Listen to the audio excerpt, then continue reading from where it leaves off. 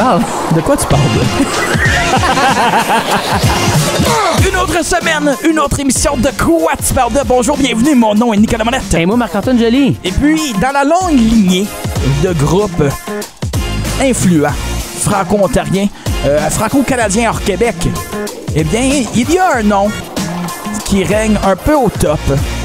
Les chanteurs d'une certaine chanson, Victoria. Qu'on pourrait dire loup-garou pour certaines personnes. Qui ont peut-être connu ça pendant un an jusqu'à temps que les avocats s'en mêlent. Exactement. Chose que notre invité d'aujourd'hui va aussi nous conter. Oui. Mais je trouve que c'est avec important les détails, de le dire. avec Exactement. les détails. Et Garoulou pour les autres. Garoulou, groupe mythique franco-ontarien, groupe qu'on oublie souvent qui ne vient pas du Québec. Non. Surtout à cause qu'ils ont fait une grosse tournée avec Offenbach. Oui, la grosse tournée rock. Ouais, Québec Rock, ça s'appelait. Exactement. Très original. Oui. On est au Québec. Puis on fait du rock. Fait qu'on va appeler ça Québec rock. Bravo, Jerry. Bravo.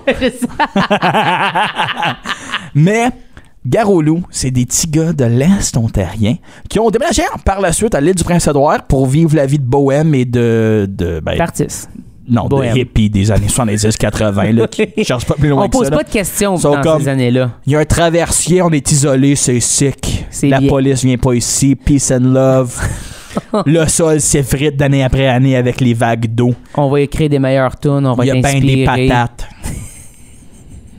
Des patates. À l'île du Prince-Édouard, il y a bien des Oui, patates. je comprends, je suis au courant, je te dirais, Ouais. je t'en avise, mais le lien avec le fait, les patates, leur album, pas Parce certain. qu'ils sont hippies, peace and love, ils peuvent vivre de la ferme. Peuvent vivre de la ferme, je comprends. Ouais. Moi, les gars patates, ça de devient des patates frites. Glen hein, c'est- Robertson, Oui. si je ne m'abuse.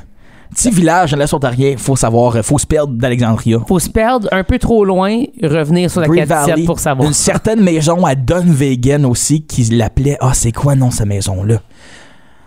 Ah, je me Le souviens Joint? plus. The Joint. C'est ça, hein? The Joint. Oui. Hein? Exact. Ça dit tout. Ça dit on s'en va à l'île du Prince-Édouard. J'ai, fun fact, déjà donné des cours de guitare. Dans The Joint? Non. Ah, OK. À un des garçons voyons, son père, il était dans Garoulou. L'autre frère, Lalonde. Oui, cause, faut dire. Marc. Il y a les frères Lalonde. Oui. Puis là, il y a Bobby Lalonde. Exact. Qui ne sont pas des parents. frères. Qui ne sont Non. pas parents, même. Ils sont pas parents. Mais des Lalonde, il y en a pas mal dans l'Est ontarien. Oui, comme des Séguins. Oui. Comme quand en Acadie, il y a beaucoup de Leblanc. Exactement. Puis ça se marie. Ça, j'aime toujours pas ça. Ça, là, j'en reviendrai jamais. Mais c'est pas en fait du bon. Aujourd'hui, à l'émission, on parle à Michel Lalonde, évidemment. Et puis Bobby Lalonde, qui tout jeune se joint au groupe pour faire ses débuts vraiment de musique et partir en tournée monstre avec Garoulou, qui était au summum de la musique pendant ces années-là. Aujourd'hui, de quoi tu parles de? Émission toute spéciale sur Garoulou.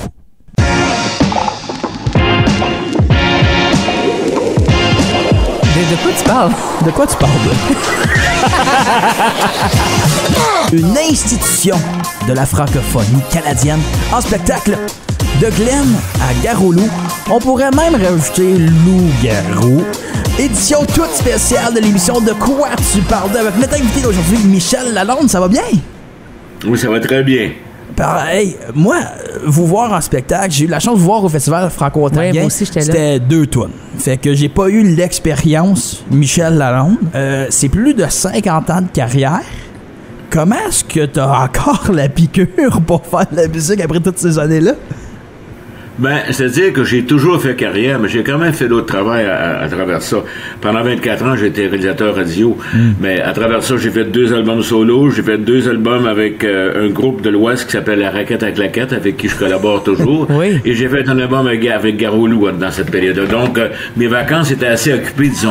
Donc, j'ai jamais vraiment abandonné, quoique, comme tu vois, j'ai quand même fait des choses en parallèle.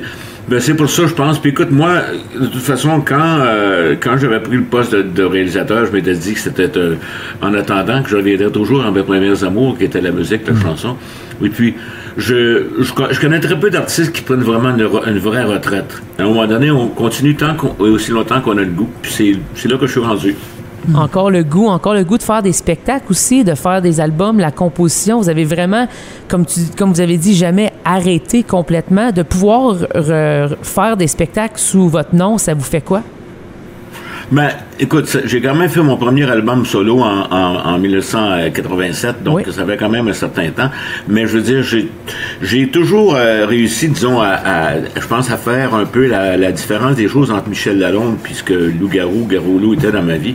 C'est sûr que pour le grand public, s'il y en a beaucoup pour qui Michel Lalonde, ça veut pas dire grand-chose au niveau du nom, ils ont peut-être entendu une chanson, mais enfin, ils connaissent pas comme ils connaissent Garou. Ça, c'est parfait, j'ai pas de trouble avec ça, parce que c'est sûr que pendant toutes ces années-là, alors que moi, je travaillais comme réalisateur, ben ma carrière est un peu, disons qu'elle passait un petit peu en second lieu souvent. Mais à travers ça, ça veut pas dire que j'arrêtais d'être un artiste, et ce que je suis toujours. Et ce spectacle-là que je monte aujourd'hui, que je présente, j'ai commencé à y penser il y a à peine 6 mois. Je me suis dit, à un moment donné, je me rends compte qu'aujourd'hui, que le temps qui avance, il y a beaucoup de gens, je leur parle de Garou Lou, surtout les plus jeunes, ceux qui n'ont pas été vraiment curieux de cette musique-là, ils la connaissent pas. Ceux vraiment qui ont fouillé dans les vieux vinyles de leur père, qui ont écouté les compilations, c'est un autre paire de manches. Donc, on a toujours des fans, vraiment, à travers de tout âge. Mais, alors, je voulais juste je pense peut-être pour mon public un petit peu plus âgé, leur raconter un peu l'histoire de Garou Lou. Puis, Glenn, je suis franco-ontarien, oui. Je suis d'un petit village qui s'appelle Glen Robertson. Glen Robertson, oui. Oui, ça, alors, oui. Mais dans mon coin, il y a plusieurs Glenn. Il y a Glenn Sandfield, Glenn Gordon, Glenn Roy, Glenn Nevis. Moi, j'aime Glenn Nevis. C'est mon préféré, Glenn Nevis. Je sais pas pourquoi, je le trouve juste drôle, ce Glenn-là. C'est vrai que c'est un bon nom. Parce que Glenn, ça veut dire un vallon. Hein. Oui. C'est tous des noms qui ont été donnés souvent à des familles écossaises à l'époque. Mais Glen Robertson, tout le monde appelait ça Glen parce que c'est à peu près le plus gros des villages des Glen autour. Donc on était la métropole des Glen. Et donc quand on disait je viens de Glen, tout le monde savait. Et c'était le dernier village à 2 kilomètres, on était rendu au Québec. D'ailleurs, on avait au sud, c'était le Québec. Puis si on allait un peu vers le nord, c'était encore le Québec. Donc moi je dis souvent aux gens que c'est un peu comme le village d'Astérix quand vous regardez les bandes dessinées. Le dernier village de Pointe. Mais c'est vrai, dans le village, tout le monde parlait français, mais dès qu'on sortait du village, évidemment, tout se passait en anglais. Ouais. Tu sais, j'ai eu l'impression, moi, surtout dans les années 50, 60, quand j'étais jeune, je veux dire, on a eu la télé, j'avais 7 ans, il n'y avait pas d'Internet. Dans le fond, j'avais vraiment l'impression de vivre à l'époque comme un pied dans chaque culture. Tu sais. J'avais de la parenté du côté du Québec qui était à 10 minutes de chez nous. Puis, donc, au niveau de ma culture, je pense que j'ai toujours été franco-ontarien, mais un franco-ontarien qui vit en Richard Desjardins m'a déjà dit ça, il parlait d'un homme de frontières. C'est toujours différent lorsqu'on est près d'une certaine majorité ou d'une autre réalité. Donc, je pense que ça a fait beaucoup pour ce qui est je pense, de mon approche à ma musique et à la chanson en général. On vient du même coin de pays. Ben, toi, tu viens de Hawkesbury. Moi, je viens de Hawkesbury, un homme de frontière aussi de mon bord. Moi, j'étais un peu plus loin de la frontière. J'étais à Apple Hill. Pour les personnes qui se connaissent vraiment en géographie, le petit village où l'église a passé au feu, c'est moi, ça. Je connais très bien Apple Hill. Je suis passé quand même assez souvent, pas loin de Williamstown. Oui, aussi. Et voilà. Hein, le petit monde. Donc, ton secondaire, tu l'as-tu fait à Alexandria, l'école? Oui. C'était-tu encore GDHS, Glengarry District High School? Ça s'appelait Glengarry District High School dans le temps, GDHS. Ouais, c'est encore ça. Ça n'a pas changé. Ça n'a pas changé. Ben, c'est cool. Sûrement qu'ils ont changé quelque chose. Mais à l'époque, la réalité était que, puis ça, c'est vraiment... moi, j'ai eu la chance d'apprendre l'anglais assez jeune, parce que mes parents avaient un commerce, donc il y avait des commis voyageurs qui venaient, on avait des clients qui parlent anglais. Mais les gens qui vivaient sur les fermes à l'époque, là, parlaient pas anglais. Fait que quand ils arrivaient au high school, en 9e année, tout était en anglais, sauf les cours de français. Je veux dire, j'ai bien de mes copains, moi, avec qui j'ai commencé la première année, qui ont fini à la 8e, puis ils sont découragés, puis à Noël, ils ont été à la 9e année, puis ça fait des gens qui ont pas de secondaire parce qu'il y avait tout simplement pas les moyens de continuer, il n'y avait pas les connaissances. Et ça se passait comme ça dans ce temps-là. Aujourd'hui, c'est sûr que c'est différent. Mais vraiment, j'ai vécu ça. Moi, donc, je me considère chanceux que jeune d'avoir été exposé quand même à l'anglais, ce qui m'a donné une chance de réussir au secondaire puis d'aller plus loin. Mais c'était vraiment une réalité à l'époque. Ouais, je l'ai dit en entrée de jeu, 50 ans de carrière, ça se célèbre. C'est-tu vraiment ça, le spectacle? C'est de revivre tous les meilleurs moments de cette carrière-là? Ben, ce que c'est que moi, je veux dire, je fais ce show-là, c'est un peu comme si vous invitez dans mon studio, dans ma cuisine, chez nous. C'est un peu comme ça que je le fais. Parce que je fais toujours des spectacles avec des musiciens, mais le problème avec les musiciens, c'est la logistique de coordonner tout le monde, puis en tout cas, j'ai dit, je vais monter un one-man show parce que j'avais le goût de partager peut-être ma musique un peu plus de façon personnelle. J'ai un petit peu une frustration. Souvent, je joue mes tunes chez nous, puis je dis, Colin, j'aimerais ça, qu'il y ait du monde là. Bon, donc, que ça soit comme, tu sais, que je sois pas obligé de penser, être branché, des boniteurs, c'est ça. Donc, j'ai réduit vraiment la technique. Je fais une exploration avec des nouveaux genres de micros, qu'on voit souvent dans les festivals bluegrass, des micros captent de loin. Donc, dans le fond, je peux presque faire le spectacle en entier avec un micro. Juste un micro, la voix et la guitare, puis c'est tout. Donc, ça me permet d'être un peu plus dégagé. Il n'y a pas de band sur la scène, je suis tout seul. Et il y a une partie où je suis assis à ma table, il y a une partie où je suis debout. Et quand je raconte, évidemment, je raconte le cheminement, je raconte comment c'est arrivé, toute l'histoire de Garou-là, comment on a changé de nom, les années 70, c'était comment un peu tout ça. Je raconte tout ça, mais je le raconte à travers mes chansons. Donc, quand il y a une de mes chansons qui convient, puis je dirais que l'autre moitié du répertoire, musicalement, c'est des chansons de Garou-Loup, de Loup-Garou, que je fais comme on les a trouvées. C'est soit qu'on les a entendus de quelqu'un ou on les a trouvés dans un livre. Donc, je les fais pas comme... Vous entendrez pas des solos de guitare puis des envolées de clavier. Vous allez entendre vraiment des chansons plus pures. Puis, donc, c'est ça. Ça fait que c'est le signe de simplicité. Puis, évidemment, là, les gens qui vont venir me voir mercredi, évidemment, c'est un 20 minutes, c'est un condensé. Oui. Mais le spectacle lui-même est en 2 parties. Donc, la première partie, un peu plus Loup-Garou. Deuxième, plus Garou-Loup. Puis, il y a moi à travers tout ça. Puis, en tout cas, c'est une soirée où j'aime ça dire aux gens qu'on puisse prendre le temps de se parler. Fait que c'est un peu ça l'ambiance générale là, du spectacle. Quand tu y penses, il y a comme des grands groupes franco-ontariens. Si on pense, là, il y a Garou-Loup, Cano, puis les Rotswamp. Si on met dans le folk trad. Dans le folk trad, oui. Il y a ça, puis il y en a 2 qui ont dû changer de nom pour des droits d'auteur. C'est quand même impressionnant. C'est quand même fou, hein? À cause des Rotswamp, c'était Caribou. Avant, oui, exact. Mais il y avait déjà un autre band qui s'appelait Caribou. Hein? Pas seulement ils volent les chansons de Loup-Garou pis de Garou-Loup, faut qu'ils volent l'idée de changer. Mais c'est drôle toute cette affaire-là parce que tu sais c'était vraiment un genre d'arnaque. C'est drôle parce que ça nous a éduqué un peu parce que le type, il est décédé maintenant, donc je peux en parler. C'était Pierre Nollet, c'était un producteur. Lui, dans le temps, à l'époque, il y avait beaucoup de versions en français qui faisaient des chansons américaines. Bon, on entendait une chanson des Stones, on l'enregistrait dans la nuit, on faisait une version française, puis elle sortait à 8h le matin en français. C'était vraiment comme ça que ça se passait.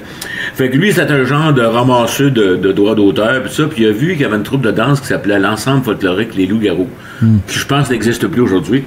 Mais eux autres, c'était des danseurs. Il n'y avait pas de musiciens.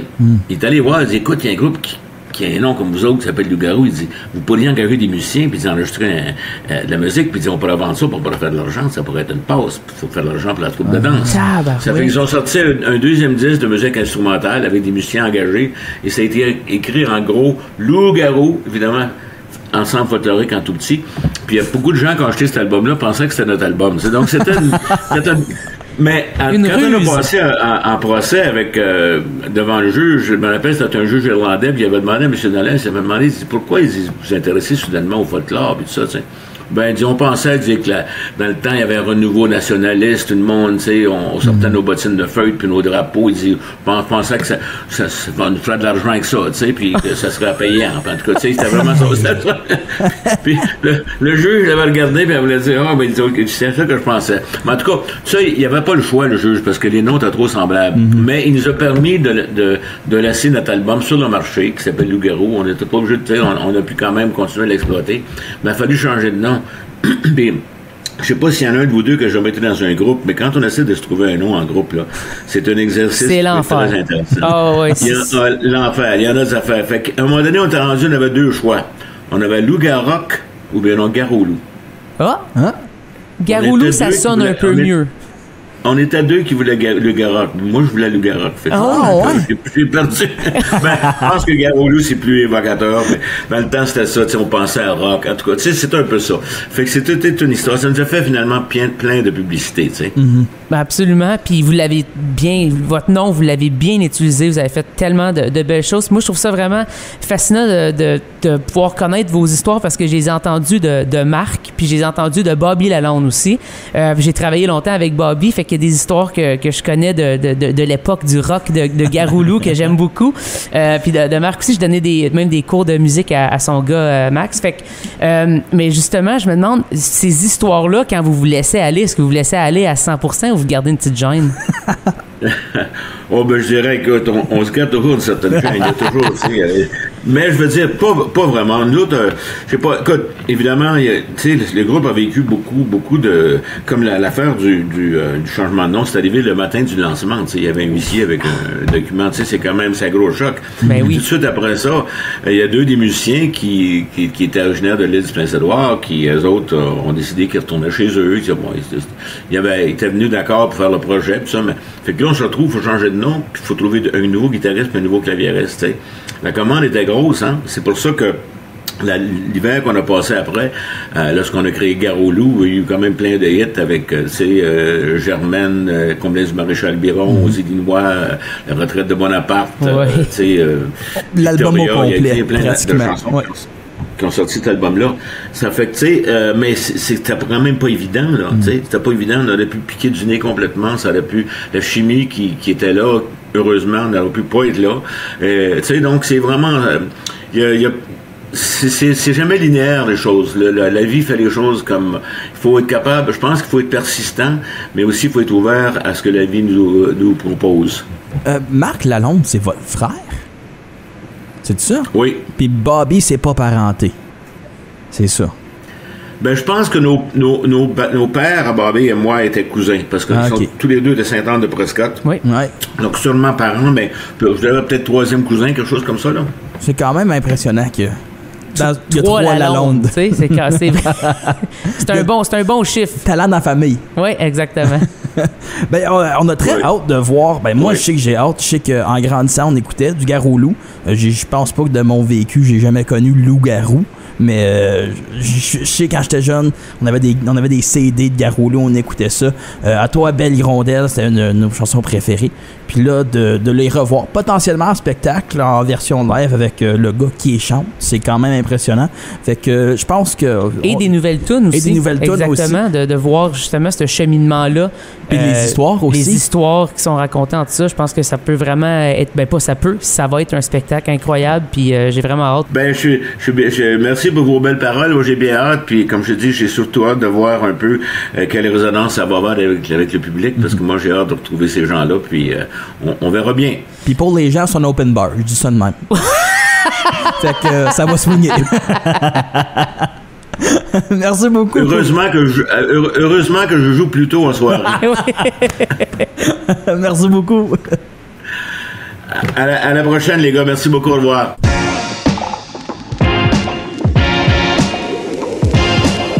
De quoi tu parles? De quoi tu parles? Zing et zing, zing et zing, zig et zing, zing zing. On parle d'un des rois de la musique country, de la musique folk, de la musique point barre. Tant en français qu'en anglais. Il y a eu des numéros 1 en anglais, puis en français. Tout un honneur de le recevoir aujourd'hui à l'émission. De quoi tu parles de Bobby Lalonde? Ça va bien? Ah, Nicolas, Marc-Antoine, ça va très bien. Puis ça me fait tellement plaisir d'être avec vous autres aujourd'hui. Pour les gens, pour contextualiser les gens, on a eu aussi Adam Lalonde, qui est ton fils, qui nous a appris essentiellement que tu lui as créé une carrière en musique en lui disant « Hey, si je t'achète un bon drum, est-ce que tu serais un drummer? » Et il a accepté.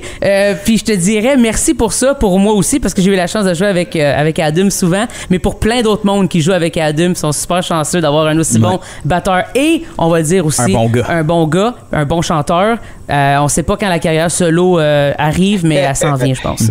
Fait que on va besoin de ton aide pour que tu le pousses là-dessus. Ben, je t'avoue que cette conversation-là, je l'ai eue assez fréquemment avec Adam. Tu sais, Adam, c'est pas un gars qui est loud, c'est pas un gars qui est dans ta face. C'est un gars qui il prend un pas de recul tout le temps, puis il est poli dans ses affaires. Puis moi, je dis, tu sais, Al, si tu veux faire ton affaire, il faut que tu pousses, tu sais. Mais il dit, je suis pas le gars à aller faire des entrevues, puis tout ça. Tu sais, moi, j'aime ça faire de la bonne musique, faire des voix, tu sais, fait que c'est cool, tu sais. En fin de ligne, quand on aime ce qu'on fait, on est dans la parade. That's it. C'est ça qui est le fun. Quand on aime, c'est ça qui est important quand on aime ce qu'on fait. Mais je pense que toi, tu as vécu ta vie à faire les choses que tu aimais. Puis moi, je veux savoir les débuts de Bobby Lalonde. Évidemment, j'ai eu la chance de travailler avec toi. J'en ai entendu beaucoup d'histoires. On a eu des belles journées ensemble. Mais là, je veux savoir, mettons, Bobby qui commence à jouer de la musique, ça ressemble à quoi? C'est quoi l'environnement? Comment t'es-tu né avec un violon dans tes mains, essentiellement? Ben, par peur d'ennuyer les gens, je vais faire ça très court. Mais j'avais 2 ans et demi quand on m'a donné un violon. Et puis, je pensais que je jouais. Parce que à chaque fois que je ramassais mon violon, c'est parce qu'un de mes oncles était chez moi, chez mes parents, puis ma mère au piano. Puis moi, je pense que je joue du violon. Mais à l'âge de 4 ans, je réalise que je sais pas jouer. Mais je joue juste bien quand mes oncles sont là. Ça, c'est une vérité. Donc là, je suis insulté. J'arrête de jouer jusqu'à l'âge de 8 ans. Mais j'ai déjà une formation parce que je joue. Tu sais, je jouais des choses dans ma tête. À l'âge de 8 ans, alors que ma mère a passé quelques mois à l'hôpital pour une condition assez sérieuse, je ramasse le violon parce que je m'ennuie. Et puis, quand elle est revenue de l'hôpital, j'y ai joué une 12aine de pièces. Oh. Puis elle capotait, puis c'était un peu ça qui était le début. Ensuite de ça, mes frères ont commencé à jouer. On avait un band qui s'appelait les Four Sons. Oui. Et puis, on jouait pour des danses pratiquement toutes les fins de semaine, de l'âge de 9 ans jusqu'à l'âge de 16-17 ans, quand j'ai laissé mes frères pour me joindre à Garou. Et ça continue. C'est fou, ça, de savoir que tu as commencé avec tes frères, puis après ça, tu as été avec du monde avec le même nom de famille, mais c'était pas tes frères. C'est un prérequis pour être dans un band. Faut qu'il y ait au moins 2-3 Lalonde. C'est ça. Je me sentais plus safe jusqu'à temps que je les connaisse. Non, c'est pas vrai. Une fois que tu les connais, tu dis « Ouais, finalement, c'était peut-être mieux avec mes vrais frères. » Non, mais c'est vraiment... Quelle influence! Ah, c'est malade. Mais là, justement, d'avoir fait ça avec tes frères pendant autant d'années, puis vous avez fait des albums, hein, si je me souviens bien, vous avez indiqué des trucs? On a fait 3 albums ensemble. Tu sais, ces années-là, c'était bien différent, tu sais. Les disques London, j'avais une gérante qui m'avait approché quand je faisais de la télé à l'âge de 10-11 ans à Télémétropole à Montréal. Et puis, elle m'approche et elle dit « Hey, mon petit Lalonde, elle dit, c'est bon. » Elle dit « Je vous amène en studio, les Lalondes, puis on va vous faire une audition avec les gens des disques London, puis Monsieur Pointu, puis quelques autres personnes. » Fait que on s'amène en studio, on s'en va faire une audition, on ne sait pas ce qu'on va jouer, fait qu'on colle les tunes à mesure. Fait que là, je dis en deux, les boys. Fait que je pars une tune, on fait une tune, elle sort de la boîte de contrôle, elle dit « On fait un album. » Wow! OK, on fait un album. Fait que le premier album signé avec les disques London, un contrat de 3 albums, c'est un album qu'on a fait au pif. On a coupé ça en 2 heures, tout live, off the floor. Puis c'est ça qui est le premier album de Bobby Lalonde, volume 1. Ça n'a aucun sens. Ça n'a aucun sens. En 2 heures, Bob, il y a des gens qui font même pas genre des basses en 2 heures à cette heure, tu comprends? Mais tu sais, on jouait tout le temps ensemble, on jouait toutes les fins de semaine, on avait quand même un répertoire, mais on n'avait pas, je pense même pas qu'on a... Oui, j'ai fait un original sur cet album-là, une pièce que j'avais composée, mais le restant, c'était des covers, parce que c'est ça qu'on jouait toutes les fins de semaine quand on faisait des parties, des noces, des carnavals, des ci, des ça, des festivals. Fait qu'on avait un répertoire, fait qu'on se collait des tunes au fur et à mesure. Puis quand on a eu 10 tunes, j'ai dit, voilà, on a l'album. Puis Mme Croft, notre gérante, elle applaudissait. C'est bon, les boys, c'est bon. Il restait plus de tape, c'est ça, Bob? Quelle époque, hein? Drôle. Oui, vraiment. 3 albums avant l'âge de 17 ans aussi. Oui, quelle époque. C'est fou, ça. il y a du monde qui n'a pas 3 albums, puis ils ont 77 ans, tu sais. Puis ils ont commencé à 17 ans à faire de la musique. Mais Bob, tu as eu une carrière vraiment, vraiment jeune. Oui, je vous avoue que je dirais, moi, tu sais, dans nos carrières, là, ce que vous faites, vous autres, les boys, aujourd'hui, là, il y a toujours un point qui tu sais, tu tournes, tu prends la bonne route. Moi, ma bonne route, c'était ma chance d'être bien entouré. Mes parents ont été amis avec des gens qui étaient vraiment bons dans l'industrie. Des Johnny Mooring, des Graham Townsend, des Don Mester. C'est peut-être des noms qui vous disent pas grand-chose, mais c'était des kings dans l'industrie à ce moment-là. Puis, ils étaient des amis de ma famille. Fait que Graham Townsend, il venait passer des fins de semaine chez moi. Fait que moi, j'avais 13-14 ans, fait que j'écoutais dessus. J'avais les oreilles arrangées comme ça parce qu'il y avait tellement de musicalité, ce gars-là. Fait que, à l'âge de 14 ans, j'ai commencé à faire des sessions pour les autres gens à Montréal, à Ottawa, à Toronto. Mon nucléus grandissait au fur et à mesure. Fait que oui, j'avais beaucoup d'expérience par le temps que j'ai laissé mes frères pour aller faire Garoulou, puis faire bien des sessions à Montréal. J'avais déjà, passé tellement de temps avec les meilleurs profs au Canada, parce qu'ils étaient des amis de ma famille. Fait que moi, c'était ça, la grosse partie de mon éducation. Puis ma grosse chance dans ma carrière musicale, c'est d'être bien entouré. Wow. Le fait que tu as fait tout ça, puis là, t'es tombé, là, on va parler de Garoulou un peu. Comment ça s'est fait, ton intégration dans Garoulou? Parce que Garoulou, il avait fait déjà un petit bout de chemin, puis je pense que tu t'es joint à ça, si je me souviens bien. C'est ça? Le mot joint, c'est un bon mot. C'est parce qu'à Dunvegan, il y avait eux autres, les 2 frères Lalonde, il y avait un genre de place qu'ils louaient, puis ils appelaient ça The Joint. Fait qu'on peut s'imaginer en 1976 ce qui se passait là-dedans. Puis moi, à l'âge de 15-16 ans, j'ai rencontré ces 2 frères-là dans cette situation-là. Mais moi, j'étais pas un gars de joint, j'étais un gars qui jouait du violon, puis j'ai rencontré, puis musicalement, on s'est vraiment quelques reprises. Puis pas longtemps après, Michel Lalonde du groupe Garoulou s'est en allé à l'île du Prince-Édouard, puis il a appelé son frère, il se vient me rejoindre, on a des boys ici qui jouent très bien. Il y avait Steve Naylor, puis il y avait George Antoniak, qui étaient des musiciens incroyables, qui se sont joints au band, puis ils ont commencé quelque chose. Puis quand ils sont venus à Morin Heights, au studio, ils m'ont appelé pour aller faire les violons. Fait que je me suis ramassé là à l'âge de 16 ans. Puis c'est comme ça que ça a commencé. Les gars ont dit mais j'ai 16 ans, si je suis encore au secondaire.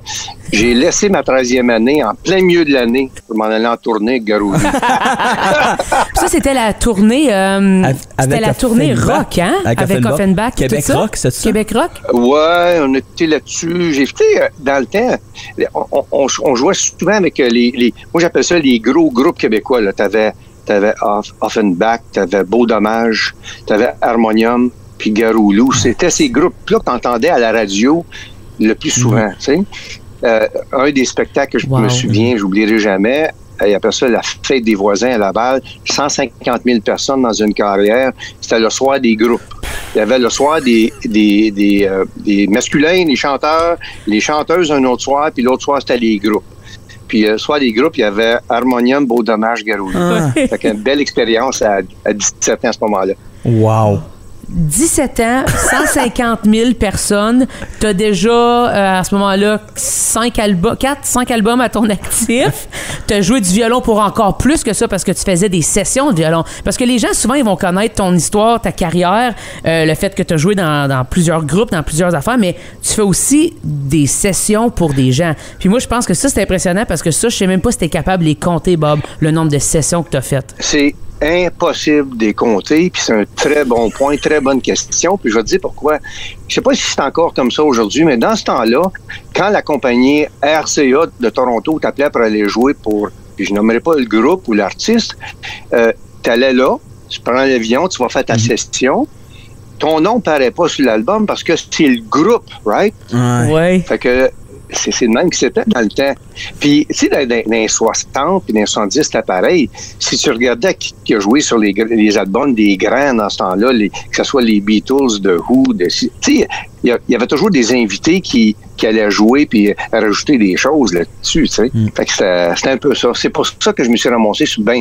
Et non, je pourrais pas compter le montant d'albums. Moi, je dis tout le temps 500 albums, mais... C'est sûr. Moi, dans ma tête, c'est probablement même plus que ça.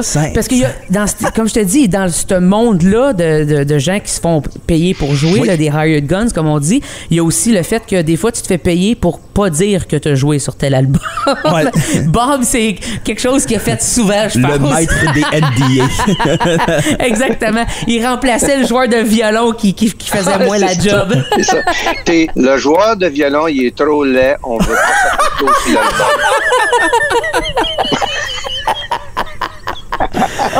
C'est bon ça, c'est excellent. De faire tes débuts avec tes frères et ensuite aller de Gare-au-Loup puis commencer à 17 ans de jouer, comme tu viens de le dire, devant 150 000 personnes. Tu te souviens-tu à l'époque, ce feeling-là de comme, quand t'es jeune, tu te sens aussi un peu imbattable, t'as la jeunesse derrière toi, puis là tu fais, je suis déjà au summum et j'ai 17-18 ans. Je l'ai jamais vu comme le summum. La raison pour ça, c'est que, tu sais, quand t'es dans... Puis vous comprenez ça, vous êtes là, vous autres, dans vos carrières. Quand t'es tellement dans le jus, là, tu vois juste ça comme, aujourd'hui, c'est ça que j'ai à faire, tu sais. Je suis dans Gare-au-Loup, j'ai une session après-midi. Cette semaine, j'ai 2 émissions à Radio-Canada de Midi Plus à faire. J'ai Fait que la vie roule comme ça. Fait que, tu sais, tu t'arrêtes pas pour dire « Wow, je suis rendu là ». C'est jamais ça. C'est toujours « Est-ce que je fais bien ma job ce matin? Ma session, est-tu bien faite? J'espère que demain, je joue avec tel directeur musical à telle émission. J'espère qu'il va aimer ce que je fais puis que je vais pouvoir y retourner puis faire de mon mieux. » Tu sais, c'est toujours ça le feeling, plus que je suis rendu là. Tu sais, t'es jamais rendu là, je pense, dans ta tête. Ben non, jamais. Puis à la fin, ce qui est drôle, c'est que tu t'espères toujours, tu dis « J'espère que je vais avoir un autre gig la semaine prochaine. » Parce que tu le sais jamais dans ce métier-là. Et voilà. Ouais, puis ça n'a pas changé, hein, Marc? Non, ça n'a vraiment pas changé. Ça n'a vraiment pas changé.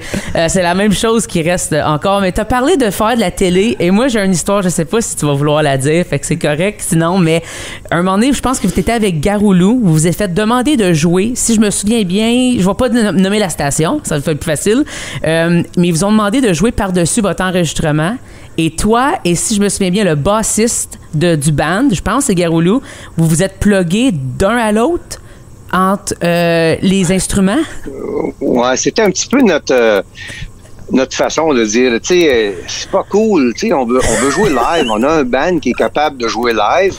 Puis, mais pour accentuer l'affaire un peu, Marc, oui, c'est vrai. Moi, j'ai branché ma guitare dans la bass, mais avec un fil d'accordéon que tu voyais. C'est parfait. Sur l'écran. Est-ce que tu as déjà vu ces images-là? Mon swing puis le fil. Comment? Est-ce que tu as déjà vu ces images-là? Je l'ai vu...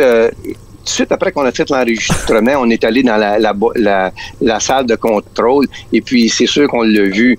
Puis c'était pas une petite émission, c'était une émission qui était tu sais, qui jouait dans les heures de pic là. Puis en tout cas, c'était pas mal drôle. J'aurais tellement aimé ça, voir ça. Faudrait qu'on trouve les archives parce que dans ma tête, c'est un statement incroyable, ça. Le fil qui swing, 2 gars qui bougent en tandem. Tu sais, comme c'est parfait.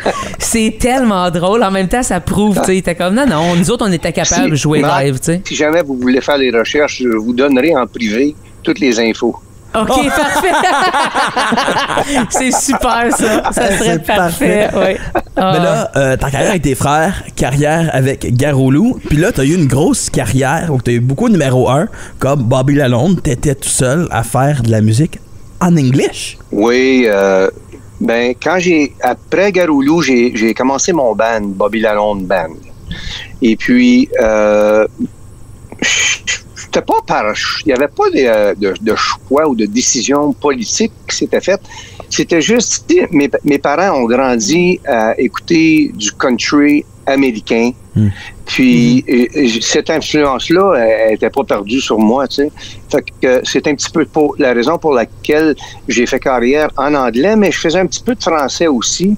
Mais au Canada, le Canada anglais avait une industrie plus forte au country à ce moment-là qu'au Québec. Puis, je dirais que c'est magnifique parce qu'aujourd'hui, ça se renverse un peu. Le country au Québec, ça augmente beaucoup. Oui. Je le vois par l'entremise de ce que mon fils Adam fait et plein d'autres artistes. Mais ouais, c'est un peu pour ça. Fait que j'ai fait Bobby Lalonde Band au début des 80. Aller jusqu'à quelque chose comme là. Puis là, ça commençait un petit peu à modérer parce que ça me tentait un petit peu moins d'être sur la route constamment. Puis avec l'âge de mes enfants à ce moment-là aussi, je voulais être un petit peu plus proche de mes chaussettes. Tu sais, fait que c'est un peu la raison. Puis pour Bob, c'est quelqu'un de très modeste, il va pas le dire, mais Bob, il a enregistré ces albums-là à Nashville.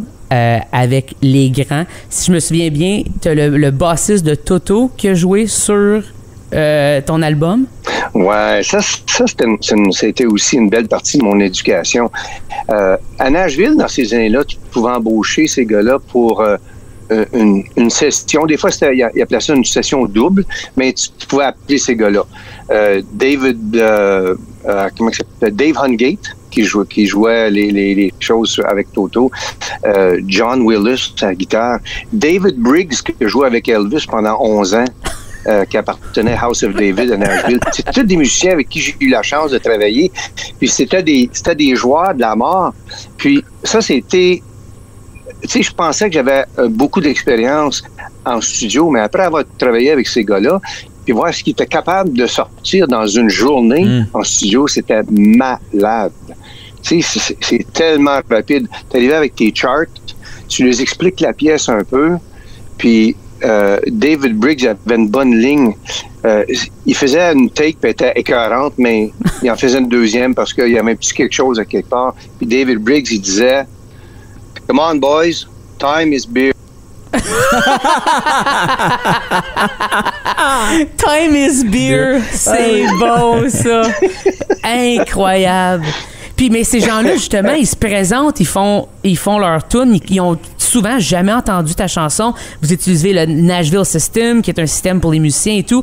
Puis là, ils font juste suivre ça avec leur instinct musical, en ayant écouté peut-être un genre de bed de quelque sorte que des instruments dessus. Là, ils font leur truc. Puis là, après ça, ils s'en vont dans un autre studio faire la même chose pour un autre artiste. Puis il y a des gens qui amènent leur guitare, leur bass, leurs affaires. C'est une industrie wild, là. C'est vraiment fou. Puis moi, j'ai tout appris ça à cause de Bob. Moi, dans ma tête, ça existait pas, ça, là. Dans ma tête, c'était dans les films. Puis là, après ça, Bob, il a dit non, les films, c'est ma vie. Ah ouais, c'est ça. Exactement, Marc. C'était une machine incroyable. Puis c'était encore là, je dis une éducation pour nous autres parce que les joueurs comme les Jerry Croon, les Dave Hungate, les Jerry Willis, tu sais, tous ces gros joueurs-là, il y avait... Tu payais un frais de cartridge. Ça, c'était la compagnie qui amenait les guitares et les amplis d'un tel musicien. Puis tu payais du cartridge pour l'autre musicien. Puis ça arrivait, ça, là en 3-4 camions. Puis ils sortaient à gear, puis ils ouvraient les cases, les guitares sont toutes là. Bon, mais Hungate, ils utilisent ces 22 guitares-là aujourd'hui. Tu sais? Puis ça marchait comme ça. Puis à 2 heures après-midi, il y en a un autre ailleurs. Puis il faisait 3 sessions par jour, 6 jours par semaine. Puis là, c'est rendu qu'on est là à enregistrer dans une petite boîte rouge qu'on branche dans un USB. Hein, mon Bob, c'est comme ça que ça fonctionne. Ouais. Puis ben, moi, j'aime croire que on a toi puis Simon, puis tu sais ce que vous faites. On a un beau ballon aujourd'hui parce que oui, on a la petite boîte. Puis on a les choses qui coûtent pas des milliers de dollars, donc on peut se permettre de faire des enregistrements. Mais on garde aussi, des trucs comme cette affaire-là en arrière pour mélanger ça avec toutes les choses modernes, puis garder une profondeur, une chaleur, puis un punch à ce qu'on fait. Tu sais, je pense que les gens qui ont du succès aujourd'hui, si tu vas dans leur studio, ils ont tout un ballon de ces choses-là ensemble, tu sais. Ben oui, absolument. Je pense que c'est nécessaire. Puis une autre chose qu'on voit à ton studio, il y a un trophée. Je suis pas capable de voir c'est un trophée de quel prix. En arrière à ta droite, sur un des speakers. C'est un trophée de quoi, ça? Ah, c'est un Félix. Tout bonnement, hein? Un Félix. Wow. Ça pèse 9 livres, les amis. Ça, je sais pas s'il est fait encore comme ça, mais ils sont pleins. Puis, un des beaux souvenirs que j'ai d'avoir un Félix dans mon studio, c'est que ma mère, elle serait pas contente. Ma mère est décédée en 2013. Elle venait le shiner. Elle venait le nettoyer avec du brass. Pour qu'il soit toujours... Oh, c'est drôle, ça. Ah, elle était fière, évidemment. Ta mère est super fière, mais... Fière, tu sais, t'es fière. Elle avait toutes mes affaires. Une fois, elle m'avait fait une pause. Je faisais du Foley, tu sais, un petit peu pour c'était des livres parlés. Fait que c'était comme un film sans image. On faisait tous les sons, la musique et tout ça. Puis j'avais une porte qui était magique, parce que quand on faisait une porte, j'ouvrais, ça faisait... Fait qu'en venant nettoyer mon Félix, ma mère avait amené son huile. Elle a mis de l'huile ses pentures. Fait que le producteur arrive cette journée-là, puis on va pour faire les sons de porte, ça fait...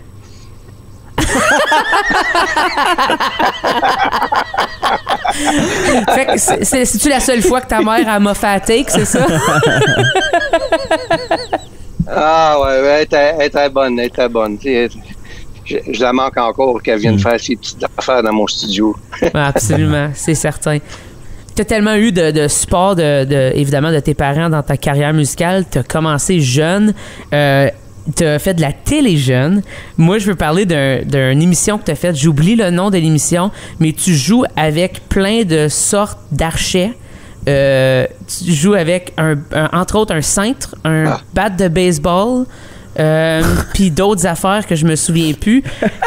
C'était quoi faire de la télé avec des grands à cet âge-là? Ça, c'était avant qu'il y ait des médicaments pour ce genre de problème-là. Compétition à Shelburne, Ontario, qui était la plus grosse compétition de violon en Amérique du Nord. J'avais gagné la catégorie junior, ça c'était les 18 ans et moins. Et puis, il y avait une classe qui appelait Novelty. Okay. Et Novelty, c'était... Le bonhomme pouvait jouer en faisant des culbutes, il jouait du violon. Ah, OK. Fait que là, les juges le scoraient pour ça. Tu sais? C'était la classe de conneries, si tu veux. Tu sais? Ouais. Et moi, dans mes conneries, ben, je jouais ça avec un bat, puis un support, puis un ci, puis un ça. Puis il y a quelqu'un qui a vu ça, puis on dit, hey, on fait un film à Toronto au Horseshoe Tavern avec un des icônes canadiens, Stompin' Tom Connors. Oui. Fait qu'on aimerait ça que tu viennes, tu sais, participer à ce film-là. Fait que c'est comme ça que je me suis ramassé là. Puis, c'est drôle, hein? Ça m'a payé 300$ pour aller faire ce film-là, plus les dépenses. Oh. Mais le gérant de Stompin' Tom Connors, il nous a tous mis comme membres actifs de cette production-là. Okay. Fait qu'on a reçu pendant des années, des belles royautés. Fait que ça a fini à être pas seulement un projet bien le fun à faire du côté personnel et professionnel, mais financièrement, ça a été super bon parce que ça passait dans les théâtres, ça passait à la télévision à peu près à toutes les 3 semaines.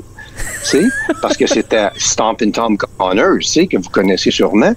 Fait que ça a fini que ça a commencé par une farce qui était à rester drôle, disons, de bien des façons. C'est drôle de penser que jouer du cintre, ça t'aurait amené si loin. Fait que bravo, Bob, d'avoir eu ces bonnes idées-là pour pouvoir payer, peut-être t'aider à payer la board en arrière de toi éventuellement. Un canal au moins. Oui, c'est ça. Au moins un des canals. Mais là, tu parles que tes parents t'ont beaucoup encouragé, que tu avais un beau support quand tu étais jeune, mais toi, tu as eu la chance de faire ça avec plein de musiciens de la relève. Vraiment? Marc, t'en es un. Oui. Tu l'as fait avec Adam, ton fils aussi. Fait avec Simon. Puis avec Simon. Puis les boys de Pandalion, on peut continuer à finir la liste de personnes que tu as influencées avec ton magasin. Parce que ouvrir aussi, on te connaît aussi, Bobby Lalonde Musique, le magasin que tu as redonné à Long & McQuaid il y a environ 1 an de ça à cette heure. Parle-nous de la décision d'ouvrir ce magasin-là, puis de l'ouvrir aussi où tu l'as fait dans l'Est ontarien, où il n'y avait pas vraiment de magasin de musique. Tu sais, le magasin, c'est venu parce que à ce moment-là, c'était après les quelques années de swing. Mm-hmm. Puis swing, c'était après Bobby Lalonde Band. Oui. Puis on a fait ça intensément. Il y a une année, je pense qu'on a même fait 135 spectacles dans une année. Puis, comme vous savez, c'était toujours avion, on s'en va dans l'ouest, avion, on s'en va dans l'est, avion, on s'en va. Fait que c'était toujours beaucoup, beaucoup de routes. Fait que j'étais vraiment tanné, pas de jouer de la musique, j'étais tanné de faire de la route puis vivre dans les valises. Mm-hmm. Fait que j'ai dit, tiens, qu'est-ce que je fais? J'ai 39 ans, je me pars un magasin. Parce qu'au moins, c'est dans ma ligne. C'est quelque chose que je connais. J'ai de l'industrie. Fait que c'est là qu'on a commencé le magasin. Puis, forcément, des jeunes Marc-Antoine, puis des jeunes Simon, puis des jeunes musiciens de la place qui sont bons, qui ont du talent, qu'est-ce qu'ils font? Ils viennent acheter des instruments de musique. On s'est tous connus à travers le magasin. Et puis, c'était 22 belles années de 12 ans, 11 ans qu'on a fait avec les Kills. Ensuite de ça, on s'est en allé à Hawkesbury pour une autre 12aine d'années, jusqu'à temps qu'on vende en juin 2023 à Long & McQuaid, où je suis encore employé 2 jours semaine, si ça me tente de rentrer. Oh, c'est excellent, ça. Si ça me tente. Ça te fait quoi d'aller je suis proprio de la place, maintenant je suis employé à temps partiel? Ça fait que je porte un casque. J'ai 12 000 chapeaux à porter. C'est beaucoup plus facile parce que, tu sais, j'ai pas toute la responsabilité. Il y a aussi un système que si un client rentre qui a besoin d'une vis pour sa 1967, on regarde dans le système, puis oui, on a une à Calgary dans le magasin, on va la faire venir, puis blablabla. Quand tu es un magasin unique, c'est comme je dis, tu portes tellement de chapeaux, tellement de responsabilités que des fois, tu veux pas, tu essaies de faire ton 100%, mais tu vas échapper la balle de temps en temps, puis tu as oublié la vis de ce gars-là, puis tu dors pas ce soir-là parce que le gars t'es vraiment pas content. Tu sais? Fait que c'est un bon pas pour nous autres parce que ça simplifie notre vie. La vente comme telle, ce qui était pas seulement nos employés, mais garder leur seniorité aussi. Oui. Fait que ça, là, puis les gars sont tous des musiciens professionnels, fait qu'ils peuvent aller faire leur spectacle. Simon est en Floride présentement, tel qu'on parle, il n'est pas au magasin. Adam s'en va faire des gigs en fin de semaine, il ne sera pas au magasin. Marc-André a des gigs cette semaine, lui non plus, il ne sera pas au magasin. C'est tout correct. Ils ont des employés, ça marche bien. Tu sais, c'est bon pour les gars, c'est bon pour tout le monde. Ça a été vraiment bon pour tout le monde. On l'a dit avec Adam, évidemment, mais le magasin, ça a été pour moi une famille, encore dans mes plus belles années d'avoir travaillé là, mais aussi d'avoir côtoyé les gens, d'avoir connu la relève musicale. Le fait que tu as connu tout ça, ça t'a-tu aidé un peu à garder le jeune en toi allumé musicalement, de voir tout ce qui se passait, de voir que tu pouvais, à ta façon, contribuer à ça, puis d'encourager avec, évidemment, la vente d'instruments puis d'équipements à pouvoir faire ça, mais aussi avec le système de son, avec le studio, donner des conseils, d'offrir des cours, d'avoir pu offrir tout ça à une communauté. Est-ce que tu le voyais au moment présent, ce que tu étais en train de bâtir, si on veut? On le voyait jusqu'à un certain point, puis il y avait une longue période où c'est moi qui passais beaucoup de mon expérience à ces jeunes-là. Oui. Puis avec les années, même si je suis le plus vieux sur l'équipe, j'ai souvent le cœur le plus jeune, puis le sens d'humour le plus niaiseux. Ouais. Puis, mais c'est sûr que je me fais dépasser à certains niveaux, comme Nicolas, comme toi, Marc, comme Simon, comme Adam, comme tout, tu sais, ils font ça plein d'heures par jour. Fait que, mais c'est correct. Je peux encore allumer toutes mes affaires, puis faire une session. Mais des fois, j'appelle les jeunes, puis je dis, hey, la nouvelle affaire, le nouveau plugin. Well, c'est comme. Mais c'est le cycle qui arrive, mais tu sais, j'ai 65 ans. C'est normal que je ne suis pas à la fine pointe de la technologie sur tout. Mais c'est encore confortable avec l'équipement. Ouais, tu te débrouilles très bien, Bob. Tu fais encore plein de sessions pour des gens. Tu te fais appeler. Tu t'es fait appeler encore plus dans les dernières années. Je pense que tu l'avais fait dans le dernier 10 ans parce que tu étais très occupé avec le magasin. Le fait d'avoir du temps, justement, pour pouvoir peut-être faire plus de musique, est-ce que tu as retrouvé un goût à faire ça dans ton studio avec ta belle équipement? Oui, justement. Puis tu as absolument raison. Avec les producteurs, ça en prend juste un ou deux qui t'appellent ou ils t'envoient un message et tu es dispo. Fait que là, tu fais la session. Parce que tu as fait cette session-là, tu en as 2-3 autres, puis tu en fais 2-3 autres, puis c'est le même, ça fonctionne. Fait que oui, je fais plus de sessions-là que j'ai fait dans toutes les années que j'avais mon magasin. Parce que je n'étais juste pas disponible. Tu sais, il y a juste tant d'heures dans une semaine. Oui, exactement. Puis qu'à un moment donné, tu peux pas jouer de la musique puis vendre des vis au monsieur que t'as oublié, tu sais, ça c'est dur un peu. C'est ça. Mais Bob, ça a toujours été ça au magasin, là. Chaque petit détail était super, super important. J'ai l'impression que dans sa vie, c'est comme ça. Des bonnes amitiés que tu gardes avec des gens que tu as joué évidemment avec, mais aussi des gens que tu as rencontrés au magasin. Tu traitais tout le monde comme si c'était ton ami. J'avais l'impression que c'était vraiment ça, puis c'était ça le but du magasin et tout. Chose qui est très beau, puis qu'on voit pas nécessairement souvent, surtout pas dans un magasin de musique, drôlement. Ça peut être une place assez froide, et chez Babylon Music, c'était très chaleureux. Fait que moi, je te dis chapeau sur ça, sur ta carrière. Puis moi, pour la carrière, j'ai une suggestion. C'est presque une demande. C'est vraiment plus une demande. C'est j'aimerais... Les artistes font souvent ça. Des fois, on considère ça kitsch. Ils font le best-of de leur carrière. Puis j'aimerais ça, un Bobby Lalonde best-of qui fait des chansons de Garou tout seul. Non, mais tu sais... C'est vrai que ça serait de sa jeunesse, à cause d'un parcours incroyable, t'as fait différentes sortes de musique à différentes époques aussi. Fait que de replonger dans tes débuts avec tes frères, puis là, de reprendre cette chanson-là, mais tu sais, le mettre à la Twain de Bobby Lalonde en 2024, ça pourrait être quelque chose quand même intéressant, puis je pense que ça ferait bien des heureux, moi en étant un. Ça, c'est sûr. Est-ce qu'un album, ça te tenterait, Bob, éventuellement? Ben, Nicolas, très bon point. Et est-ce qu'il y a un album? Possiblement. On va dire où je suis rendu. Je me suis aperçu que dans mes notes sur mon iPhone, j'ai une 60aine de tunes pas complétées que je veux enregistrer. Tu sais? Fait que là-dedans, je veux-tu refaire peut-être des pièces que je tenais à cœur à l'époque, que ça soit avec Garou. Je parlais à mes frères. Puis j'ai une pièce que j'ai commencé à enregistrer. Puis là, j'ai dit, ouais, c'est bon, j'aime ça. Puis là, j'ai dit, hey les boys, je vais vous écrire un chart, puis je veux que vous veniez jouer sur les 32 dernières mesures de la pièce. Fait que ça va être la production normale de cette pièce-là. Puis après ça, il va y avoir un crossfade. Puis ça va être vraiment... Je suis le plus jeune de mes 4 frères, là.